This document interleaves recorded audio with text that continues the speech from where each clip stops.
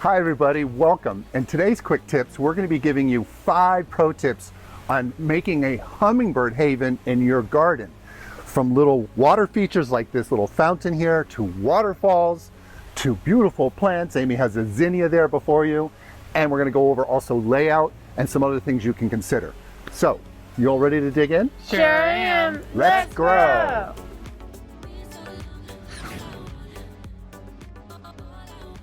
Okay, the first quick tip we want to go over is plant selection. And we have a bunch of assortments here in front of you, and I want to first talk about annuals. And so we're going to go over those right now.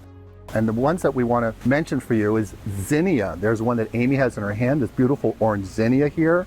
Zinnia, right? Zinnia, yes, and they come in various forms and sizes, and they range from zones 2 to 10, and they have a wide spectrum of colors like white, pink, purple, yellow, orange, lavender, red, green, just all colors of the rainbow. Beautiful. Beautiful, yes. Such a cute plant.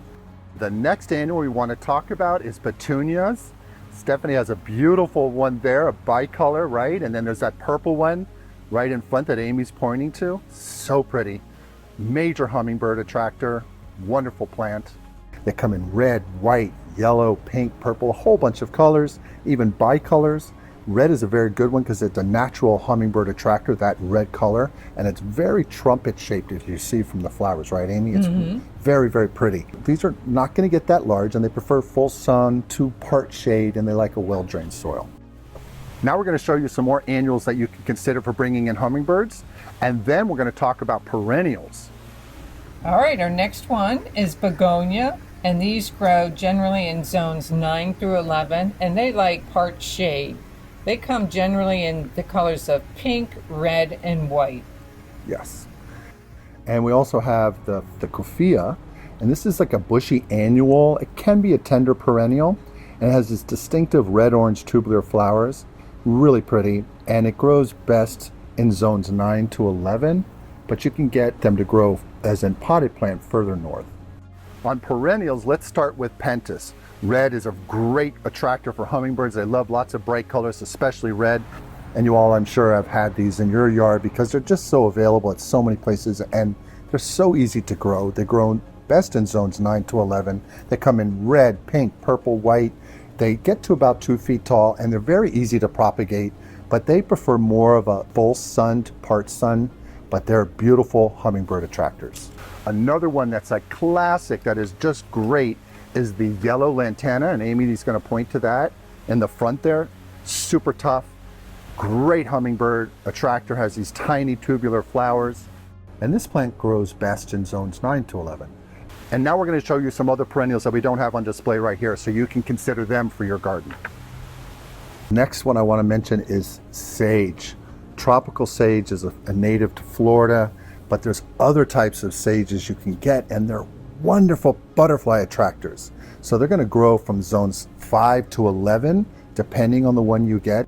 The colors for the flowers are red, pink, purple, and white for the most part. For the most part, yes. And that's a general thing for these. Some of these growers on all these plants will have some available and some not. So you may not be able to get a lot of the ones that you're looking for when you see them online, but they're generally available in most nurseries. So it's just something to think about holistically about all these plants that we're mentioning to you, because sometimes they're available and many times they're not, unfortunately, but just have to find the one that works for you. You can get the red colors, the bright colors. Those are the ones the hummingbirds typically want, the pinks, the reds, the oranges, but they will go to the blues and the other purples as well. Butterfly milkweed is another perennial, and this is an upright plant, and it's distinguished by its flat top cluster of bright flowers. Yes. It prefers full sun and well-drained soil. Yes. And a cool fun fact about the butterfly milkweed, it also attracts butterflies. It's going to have more of an orange look to the flowers than the tropical, which gets a red and orange and a little bit of yellow in the mix. The tropical milkweed is so popular because it's readily available, it grows pretty fast, but it hosts a bacterium that can hurt the monarch over time. So if you cut the plant back at the end of the growth season, you reduce the amount of the bacteria in there that it doesn't. So when the new growth comes out, it's not carrying it through, and the caterpillars can use the leaves and the stems to eat and not carry over that bacterium. So that's that's a little pro tip for you, but it's a wonderful 2-for-1 in this sense. Now on to shrubs and accents. There's two that are there, and it's Amy's favorite, which is one of my favorites. I like the purple variety of this one, but Amy loves the red and white fuchsia.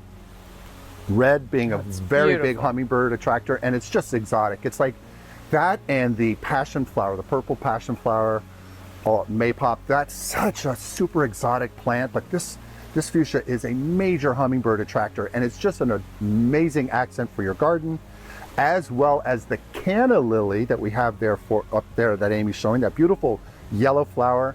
The canna prefers more rich soil and soil that's a little more moist. It's one of those plants that are more riparian in nature. Now we're going to go and show you some more shrubs and even some small trees and stuff that you can consider for your garden. And then we're going to go into garden layout design. And I'd like to start with the orange bird of paradise. That is our logo on our channel, as is the orchid, as you know. And in our intro, you can see that we had the hummingbird drinking nectar and water from the orange bird of paradise, which is just so iconic. It's an iconic plant. It does best in zones 9B protected to 11.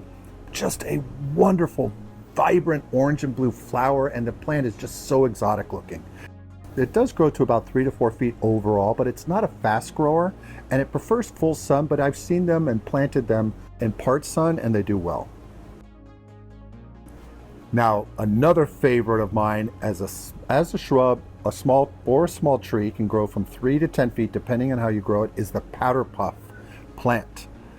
Calandria. Love this plant. Had it in my Miami Shores home. You can get them in red and pink. I believe even a white. Spectacular plant. Bees go crazy for it. This is a huge pollinator attractor. And speaking of pollinators, Amy, hummingbirds are pollinators because of the way they go into a plant with their long beaks. They can shake the tubular flowers and they knock the pollen around, and they can help move pollen from plant to plant. So it's really cool that they're actually considered a pollinator like a bee and butterflies. Exactly. It's a wonderful, wonderful plant. Likes full sun to part sun. I've even seen it and grow in part shade and still do well. It likes a well-drained soil, but it's pretty adaptable. But the flowers, you all, are spectacular. Just so fuzzy. They're so cute and fuzzy. Okay, now we're going to be talking about garden layout design. And Amy and Stephanie are in a wonderful setting here, and this is a perfect example of something you can consider for hummingbirds. You want to have plants nested together, and around the waterfall feature and other areas you have some red flowering plants that are going to bring in hummingbirds. Create groupings for the hummingbirds, but you want to put them in several areas of your garden because hummingbirds can be very territorial at times, and so you want to give them plenty of areas to go and get the nectar source. And putting in these plants will be a wonderful, wonderful way to do that, and it also adds a lot of interest into your garden. Another thing you want to consider is also layering your plantings, putting smaller plants in front of others so they don't get crowded out by a taller plant. And that's why it's important to understand the plants that you're getting so you know that they don't outcompete each other. Another thing to also consider is you can go vertically. If you have a narrow, tall space, you can plant things on trellises or align them up your wall or a fence, especially with the vine types of the hummingbird attracting plants. That would be a really cool thing to do for your hummingbirds, to give them plenty of places to go within the garden. Another important thing in garden design layout for hummingbirds is you want to make sure you have areas where they can get away from the sun and nest. You can see to the left of Amy is some beautiful tree ferns. Give them a place to perch. Hummingbirds, you typically see them hovering a lot, but they do like to perch, and that would be a nice thing to do to bring them into your garden. And one pro tip I'd like to mention is when you're designing your garden, give it time, be patient. Hummingbirds are going to check it out first, and then they're going to come in and decide if they want to hang out and do stuff in your garden. So it's important to just be patient, and the hummingbirds will ultimately come. Now on to water features. Look at that beautiful peacock. Water features are a great idea for bringing in hummingbirds. You want to make sure that your water feature has a shallow basin, and you also want to make sure we have a solar fountain here. You want to make sure that there's a level place or a place where they can perch. You can put some small stones in there for them to sit on. They're going to love that. Hummingbirds do like to bathe. They also like, if you have a little spray, and we'll show you a spray here, they like to actually fly into the spray and get water on them. If you don't have a fountain per se, you can simply just get a simple bird bath, and you can put that anywhere in your yard. They're not a huge fan of a rushing waterfall like they have in the background there. Amy can point to those beautiful And thank you, Stephanie. In the background, they'll be more on the edges of those to get to the water and bathe, but they don't like heavy rushing water. So a little bird bath or a fountain like the one we have here for you is a great addition to your garden to bring in hummingbirds.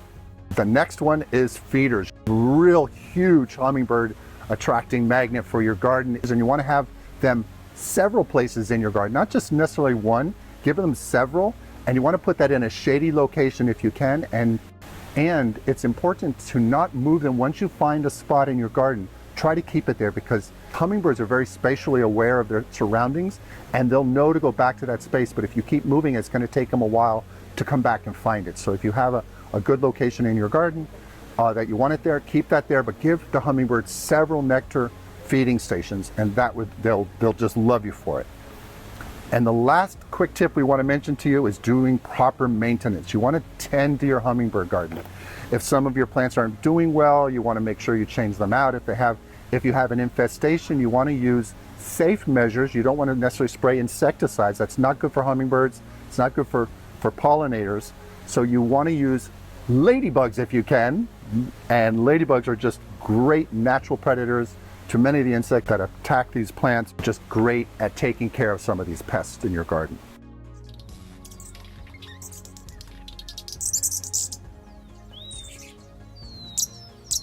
Thank you all so much for joining us. Did you guys enjoy your day? Of course. Yes. So if you guys have any thoughts or questions, what are they supposed to do, Steph? Leave us in the comments below. Yes, thank you. And Make Amy, sure to like and subscribe, Thank you and for come that. back and see us for our next video. yes, we're going to be doing another video on a lot of hummingbird plants. So please remember to like and subscribe on our channel. And if you have friends that are interested in growing plants and learning about landscape architecture and other things, just make sure you get them to know about our channel. Yes. We appreciate it. Bye-bye. Bye. Bye. Please remember to like, subscribe, and hit the notification bell. And tell your friends and family. We post videos weekly. Thanks.